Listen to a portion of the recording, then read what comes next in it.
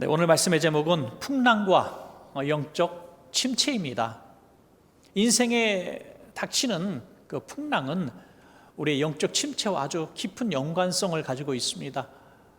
인생에 예기치 않은 풍랑이 임할 때에 우리는 영적 침체에 빠지기 때문이죠. 그런데 오늘 성경을 통해서 보니까 그 믿음에도 큰 믿음, 작은 믿음 이렇게 두 종류로 있다는 것을 보게 됩니다. 예수님께서 제자들을 책망하실 때 믿음이 작은 자요라고 책망하셨기 때문이죠. 풍랑과 영적 침체에 깊은 연관이 있는데 영적 침체에 깊이 빠져드는 이유는 바로 우리의 믿음 때문이라는 겁니다. 여러분, 우리가 생각할 때 인생에 다가오는 풍랑, 경제적인 풍랑, 질병의 풍랑, 우리 자식들이 문제를 일으키고 또 우리 삶의 관계의 고통들이 주어질 때에 우리는 인생의 큰 풍랑이라고 이야기합니다. 근데 그 풍랑 때문이라고만 얘기해서는 안 된다는 것이죠. 오늘 본문을 보니까 왜 의심하였느냐, 믿음이 작은 자요 라고 말씀하셨습니다. 미리 말씀을 드리면 인생의 풍랑 속에 깊이 빠져들어 영적 침체에 빠지는 것은 풍랑 때문이 아니라 우리의 믿음 때문이라는 것입니다. 여러분, 저는 오늘 영상으로 예배하는 여러분들, 또 오늘 이 자리에 계신 몇몇 분들에게 한번 묻고 싶습니다. 여러분 한번 답변해 보시기 바랍니다. 여러분의 믿음은 큰 믿음입니까? 아니면 작은 믿음입니까? 갑자기 막 대답하기 불편하시죠? 많은 분들이 그런 생각을 하실 거라는 생각이 들어요. 저에게 누가 목사님 큰 믿음이에요? 작은 믿음이에요? 라고 물어본다면 그런 거 물어보지 마세요. 또는 중간은 없습니까? 라고 반문할 것 같습니다. 큰 믿음인 것 같고 어떨 때는 진짜 믿음이 바닥인 것 같고, 그래서 그 중간 정도라면 자신 있게 나 중간이에요 라고 얘기할 수 있을 것 같은데 저도 제 믿음의 수준이 어느 정도인지 잘 모른다는 것이죠. 그런데 그 믿음의 주소가 드러나는 것이 언제냐면 바로 풍랑이라는 것입니다. 인생의 풍랑이 닥쳐오면 내 믿음이 어떤 수준인지 확연하게 드러납니다. 그 증거가 바로 영적 침체라는 것이죠. 풍랑을 만났을 때 깊은 영적 침체에 빠져들어가는 것은 내 믿음이 작기 때문이고, 그 풍랑이 일어났음에도 불구하고 내 믿음이 전혀 흔들리지 않고 풍랑 위를 걸을 수 있는 믿음이 있다면 내 믿음은 분명히 큰 믿음일 것입니다. 오늘 그러한 마음으로 우리 인생에 당하는 모든 풍랑을 어떻게 대할 것인가 하는 마음으로 풍랑과 영적 침체라는 제목으로 말씀을 통해 함께 은혜를 나누겠습니다. 자, 첫 번째로 생각할 것은 어떤 상황에서도 풍랑은 일어난다 하는 것입니다. 어떠한 상황 가운데서도 인생의 풍랑은 있습니다. 여러분, 예언 아닌 예언이 있고 불편한 예언이겠지만 저와 여러분 인생 다 마치는 날까지 우리 인생의 풍랑은 멈추지 않을 겁니다. 아무리 우리가 성령 충만하고 아무리 믿음이 있어도, 아무리 주님 앞에 충성하고 복된 삶을 살아도 우리 인생의 풍랑은 일어날 수밖에 없다는 것입니다. 많은 성도들이 풍랑을 만나면서 영적 침체에 빠지는 것은 두 가지 잘못된 신앙의 오류 때문이죠. 오해 때문입니다. 하나는 내가 예수 잘 믿는데 풍랑은 있을 수 없어 라는 것이죠. 잘못된 믿음입니다. 내가 열심히 예수 믿고 충성하고 주일 성수하고 내가 11조도 잘 드리고 교회에서 주일학교 봉사도 하고 찬양대도 하고 나름대로 전도도 하고 누가 봐도 나는 훌륭한 그리스도인이기 때문에 난 풍랑이 없을 거야. 풍랑은 좀 하나님 앞 혼날 사람만 있는 거지. 이거 오해입니다. 어떤 분이 같이 차를 타고 가는데 목사님이 차를 타고 계셔서 사고가 안 나고 길도 잘 뚫리고 그럴 것 같습니다. 예. 그런 분에게 뭐라고 말해야 될지 참 모르겠습니다. 비행기를 같이 탔는데 목사님이 타셔서 비행기가 또 빨리 도착할 것 같습니다. KTX도 정해진 시간에 가는데 목사가 탔다고 빨리 도착하지는 않습니다. 여러분, 물론 굉장히 기쁜 얘기고 고마운 얘기이기도 하죠. 그러나 선교를 하러 간 목사님도 피살을 당할 수도 있고요, 순교할 수도 있습니다. 주님께서 아주 귀하게 쓰시고 평생을 주님 나라 영광을 위해서 헌신하신 목회자 가정도 풍랑을 만날 수가 있고요, 남들이 겪지 못한 끔찍한 환난을 겪을 수도 있습니다. 자, 오늘 제자들이 풍랑을 만나 고통을 받는 성경 구절을 우리 본문으로 보셨는데, 이 복음서에 보면 제자들이 풍랑을 만나서 아주 고생을 하는 장면이 아주 어떻게 보면 다른 상황인데 마치 같은 상황처럼 유사하게 나타나는 두 번의 사례가 있습니다. 첫째는 오늘 사례죠. 예수님께서 야 너희들 바다 건너편에 가라 하고 배를 타고 급히 보내십니다. 그래서 순종해서 배를 타고 가다가 만난 풍랑이죠. 또 하나의 풍랑은 예수님이 함께 배에 계셨는데도 불구하고 일어났던 풍랑입니다. 우리가 그 성경 구절들 한번 찾아보도록 하겠습니다. 먼저 오늘 본문이죠. 마태복음 14장 22절입니다. 예수께서 즉시 제자들을 재촉하사 자기가 무리를 보내는 동안에 배를 타고 앞서 건너편으로 가게 하시고, 자, 예수님이 가라 해서 간 거예요. 그냥 자기 마음대로 의지대로 간 게 아니라, 아니 불순종한 것도 아니에요. 요나처럼 불순종하다가 고기 뱃속에 들어가면 이거 당연한 거죠. 불순종했으니까. 하지만 가라 그래서 갔는데 왜 풍랑이 일어납니까? 여러분 참 이거 답답한 일이 아닙니까? 또 하나는 더구나 예수님이 함께 배에 계시는데도 풍랑이 일어난 사건입니다. 누가복음 8장 22절 말씀을 보시면, 하루는 제자들과 함께 배에 오르사, 예수님이 함께 오르셨어요. 그들에게 이르시되 호수 저편으로 건너가자 하시매 이에 떠나, 예수님이 함께 배에 타셨고 예수님이 가자 그러는 대로 가셔. 이거 한 수 더 떴죠. 같이 배에 타셨고 같이 가자 하는 방향대로 가셨습니다. 순종했습니다. 그런데도 풍랑을 만났다는 것입니다. 여러분, 그래서 우리가 이 풍랑에 대한 오해 두 번째는요, 모든 풍랑은 죄 때문이다라는 오해입니다. 풍랑을 만났을 때 영적 침체에 빠지는 두 가지 오해가 있는데, 첫 번째는 뭐라 그랬어요?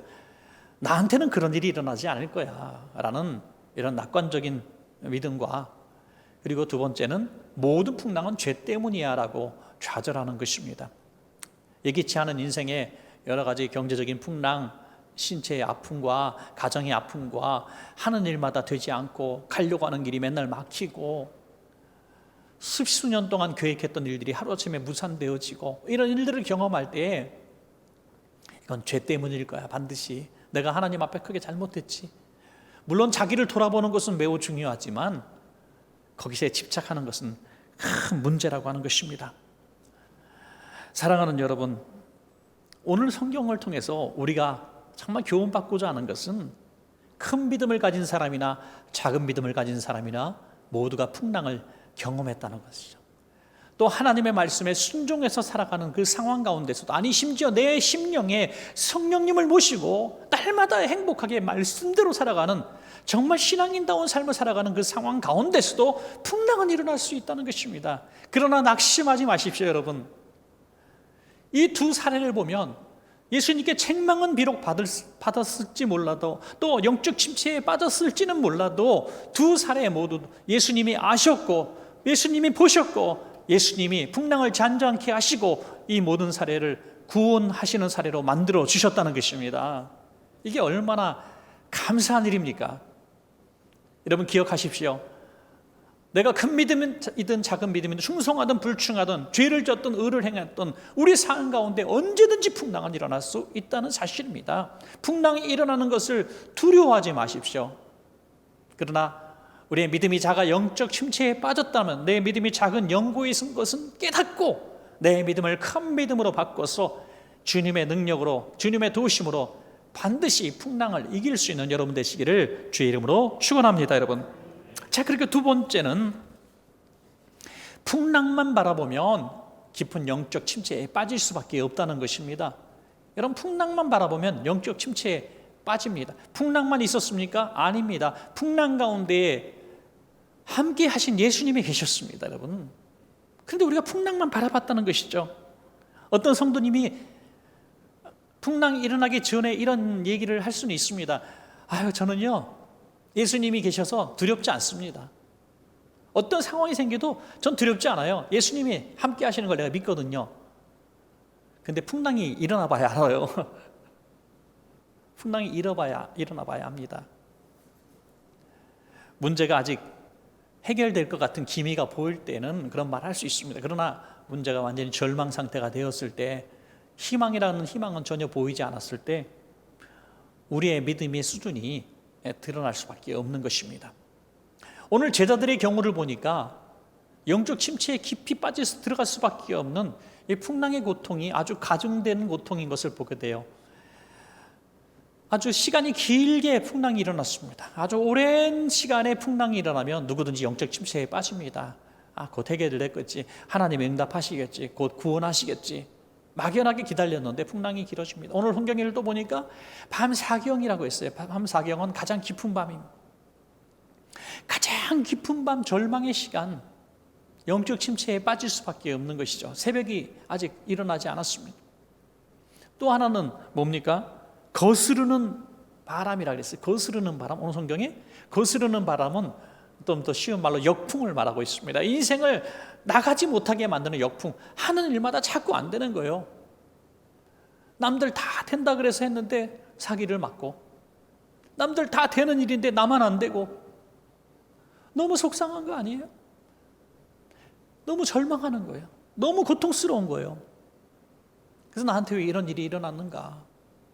나는 정말 팔자가 사나운 사람인가 보다. 나는 이렇게 살 운명인가 보다 하면서 우리는 깊은 영적 침체에 빠져들게 되는 것입니다. 사랑하는 여러분, 우리가 그 순간에 영적 침체에 빠지는 것은 풍랑 때문이 아니라는 것을 기억하십시오. 그 풍랑과 함께 계신 예수님을 바라보지 못하고 풍랑에만 집중했기 때문입니다. 풍랑만 바라봤기 때문에 내 질병과 내 경제적인 상황과 내 암울한 미래, 내 고생하는 내 상황, 이런 것들에 너무 집중하다 보니까 스스로를 불쌍히 여기고 절망하게 되고 영적 침체에 한없이 빠져들어가는 것입니다. 여러분, 우리에겐 선택권이 있어요. 풍랑을 볼 것인가, 주님을 볼 것인가. 선택할 수 있습니다. 풍랑을 보면 영적 침체에 빠지고 주님을 바라보면 희망을 갖게 되는 것입니다. 우리가 선택할 수 있다는 거예요. 풍랑 때문이라고 말씀하지 마십시오.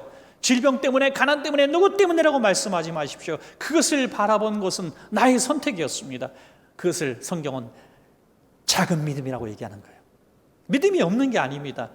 작은 믿음이라고 하는 것입니다. 여러분, 마태복음 오늘 14장 25절부터 26절까지 제가 한번 읽겠습니다.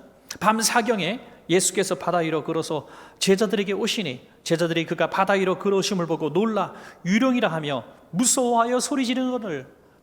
여러분, 예수님이 풍랑 가운데 그들을 구원하시기 위해서 오시고 계셨습니다. 그런데 유령이라고 소리를 지릅니다. 여러분, 한번 상상해 보시겠습니까? 새벽이에요. 깜깜해요. 별도 보이지 않고 비바람이 팍 치고 배는 막 뒤집어질 정도고 배에 물이 가득 찼습니다.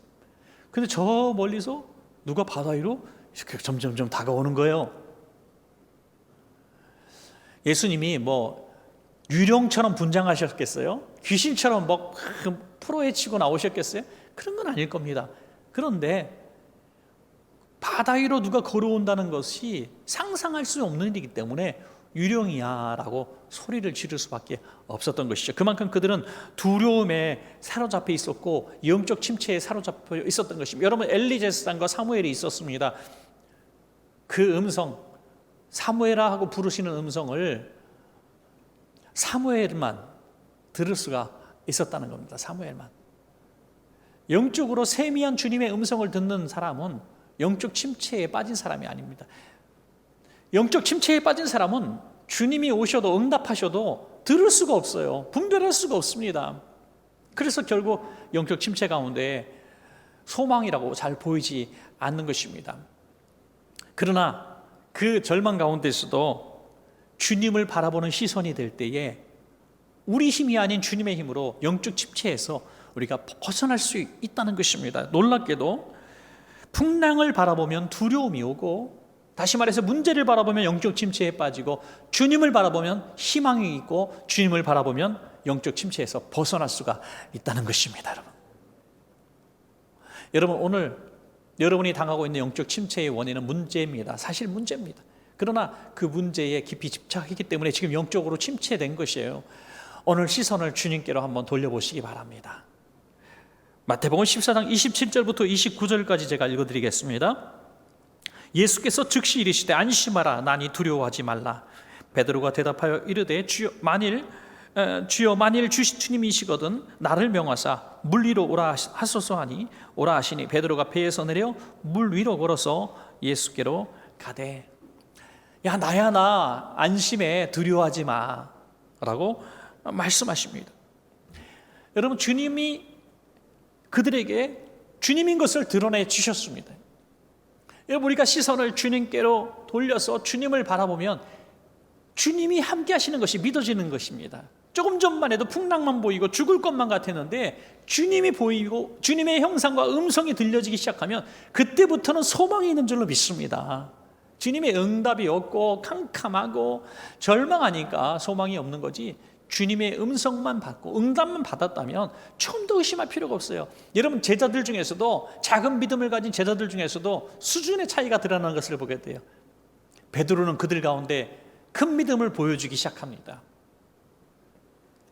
그래서 주님이 맞으시면 나를 물 위로 걸어오게 하라고 하십시오. 걸어오라고 하십시오. 예수님이 허락하니까 베드로가 바다 위로 걸었다는 것입니다. 여러분 놀랍지 않습니까?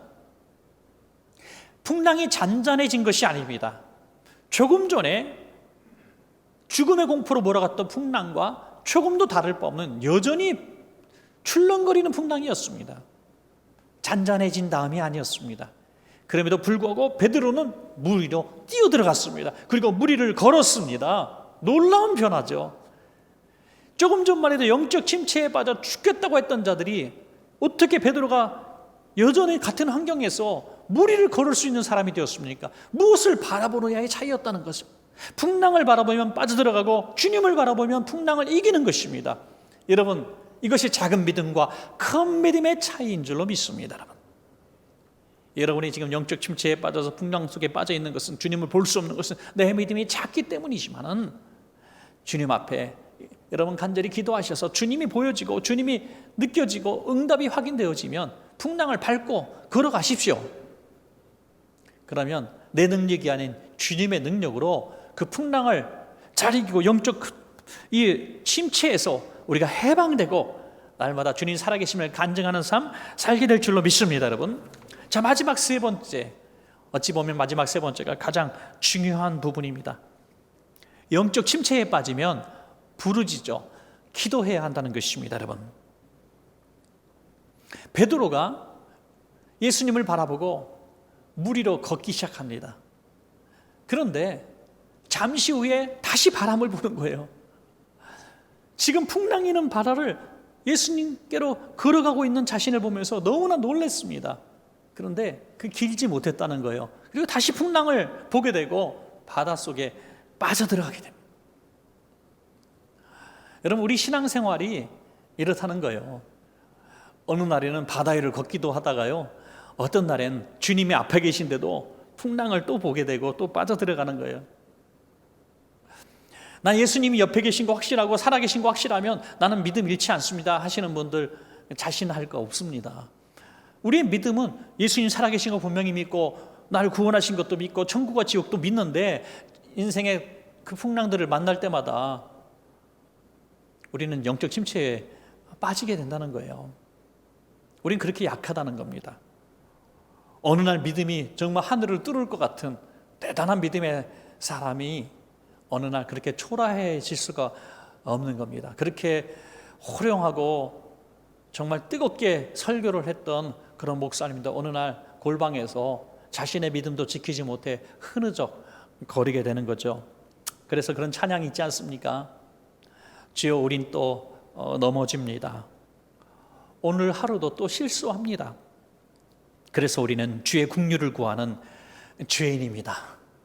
그래서 우리는 주만 바라봅니다 하는 것이죠. 여러분, 우리가 신앙생활의 여정은 꽤 긴 여정입니다. 주님을 바라보고 기적을 경험하고 춤추고 찬양할 때도 있지만 여전히 주님은 살아계신 거 믿고 내 간증거리 여전히 간직하고 있지만 또 닥쳐오는 풍랑을 바라볼 때에 또 빠져드는 거예요. 그래서 계속 우리는 영적 침체에 빠졌다가 다시 회복되고 또 빠졌다가 회복되고 계속 기복이 있는 거예요. 여러분, 많은 성도님들이 오늘 이 말씀에 굉장히 위로를 받을 것 같아요. 많은 성도님들이 오해하고 있었던 부분이 한 번 은혜 받으면 그게 주님 만날 때까지 지속된다고 믿는 거예요. 여러분, 세상에 모든 것이 유효기간이라는 게 있어요. 믿음도 유효기간이 있습니다. 뜨거움도 영성도 유효기간이 있어요. 그래서 주님이 말씀하시잖아요. 선줄로 생각하면 넘어질까 조심하라. 예수님도 틈만 나면 기도하라고 하셨어요. 왜? 할 수 있거든 내 뜻대로 마시고 주님 뜻대로 해달라고 기도하지 않았습니까? 주님도 영적 침체에 빠지지 않기 위해서 날마다 기도했다는 거예요.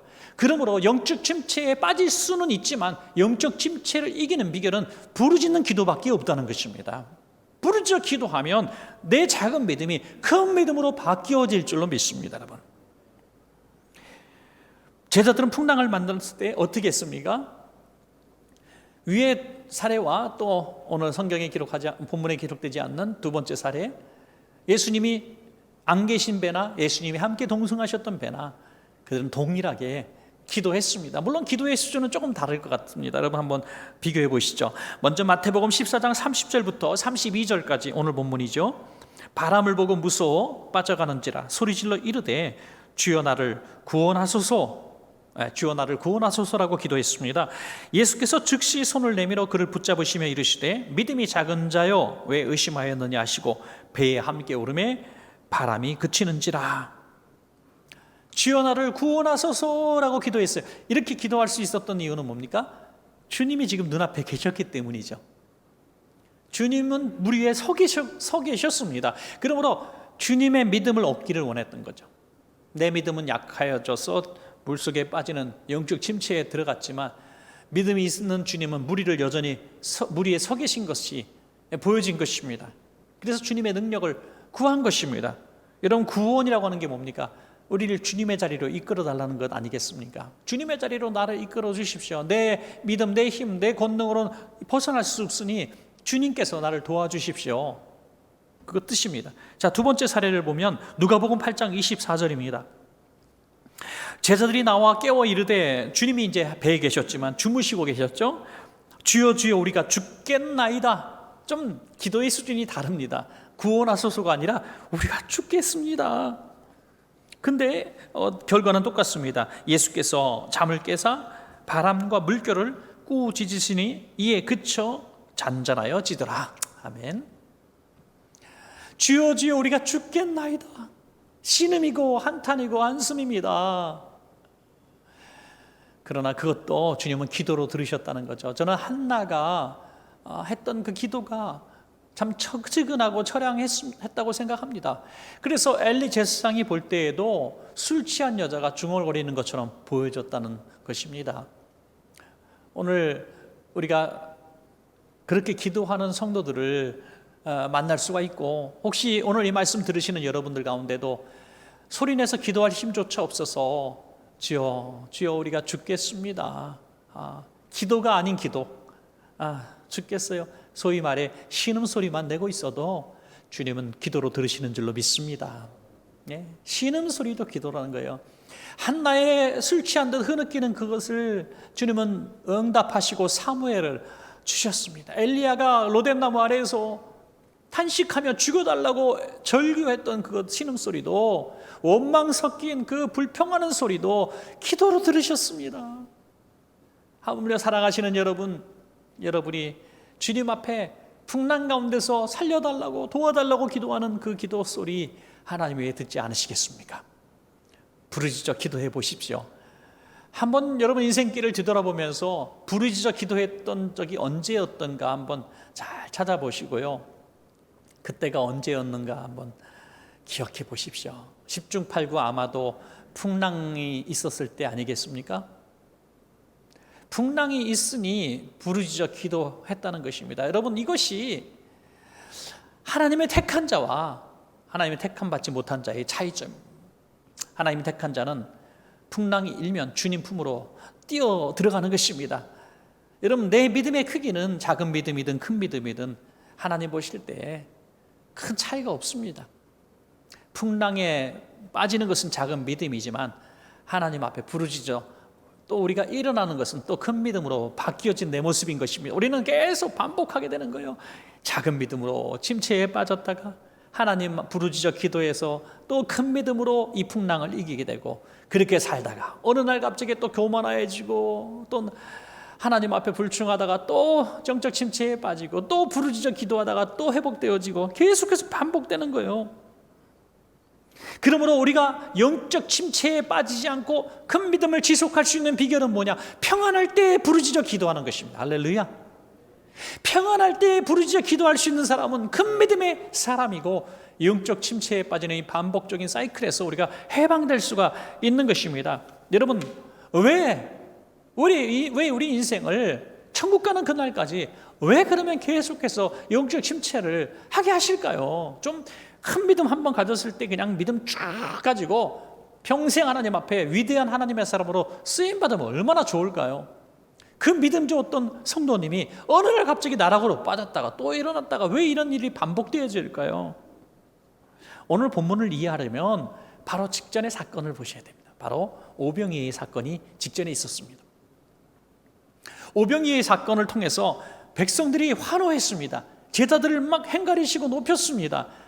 예수님을 왕으로 세우려고 했습니다. 제자들은 온통 마음속에 꿈이 뭡니까? 예수님이 나라를 다스리고 정복하고 왕이 되셔서 자기들이 한자리 하는 게 꿈이었습니다. 자, 오늘이 그날인가 보다 생각했을지 모르겠어요. 그래도 예수님께서 재촉해서 배를 타고 그 자리에서 쫓아내신 것입니다. 너희 안 돼, 아직 멀었어. 그리고 바다를 확 뒤집어 엎어갖고 풍랑이 일어나게 만드신 거죠. 너희 여기서 한번 너희가 얼마나 연약한 존재인가, 하나님 없이 어떻게 살아가면 어떻게 실수할 수밖에 없고 실패할 수밖에 없다는 거 한번 깨달아라면서 풍랑을 일으킨 거예요. 그러므로 죄 때문도 아니고 잘못해서가 아니라 하나님께서 우리를 사랑하시기 때문에 주신 풍랑이었다고 하는 것입니다. 계속 은혜를 누리고 계속 충만해지고 계속 감사한 삶을 살려면 우리는 계속 겸손하게 주님의 능력을 구하며 주님의 뜻을 구하며 부르짖는 기도를 쉬지 말아야 할 줄로 믿습니다. 여러분, 지금 코로나 시대, 이 어려운 시대에 우리 성도님들 부르짖어 기도하기가 너무 어렵습니다. 그러나 주일은 이렇게 대면 예배 드릴 수 없다 할지라도 주중에 한 번이라도 교회 한번 방문하셔서 여러분들 기도실에서 홀로 기도할 수 있습니다. 교회 정문은 막혀 있지만 우리 카페로 들어와서 교회 만날 수는 있습니다. 그러나 그 누구도 만나지 못한다 할지라도 교회 마당 빨고 어느 한 구석에 앉으셔도 한번 부르짖는 기도 한 번씩 해보시고 가십시오. 이것이 여러분들을 영적 침체에 빠지지 않게 하고 빠졌더라도 구원하는 비결이 될 것입니다. 여러분, 저는 오래전부터 하나 꼭 갖고 싶은 조형물이 있었습니다. 막연하게 상상한 어떤 동상이죠. 오늘 본문의 내용입니다. 물에 빠진 베드로를 예수님이 이렇게 잡아주시는 그 장면을 동상으로 하나 만들고 싶은 그런 막 바람이 있었어요. 그래서 그 동상을 착 만들어 놔가지고 교인들이 잘 볼 수 있는 곳에 두고 바로 이 성경 구절을 탁 써놓는 거예요. 마태복음 14장 31절부터 32절까지 예수께서 즉시 손을 내밀어 그를 붙잡으시며 이르시되 믿음이 작은 자여 왜 의심하였느냐 하시고 배에 함께 오름에 바람이 그치는지라.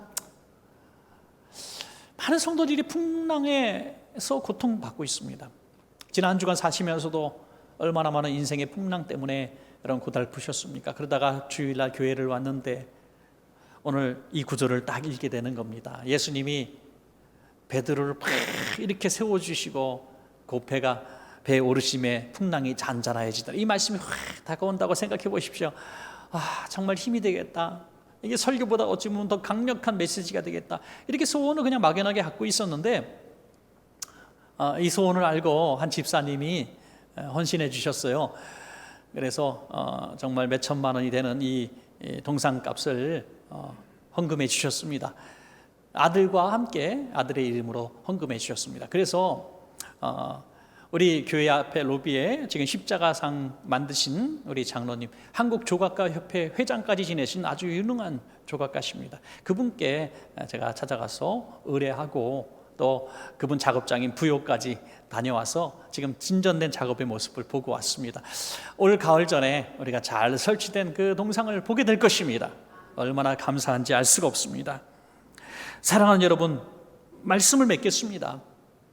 우리의 인생에 언제든지 풍랑은 올 수 있습니다. 아니, 옵니다.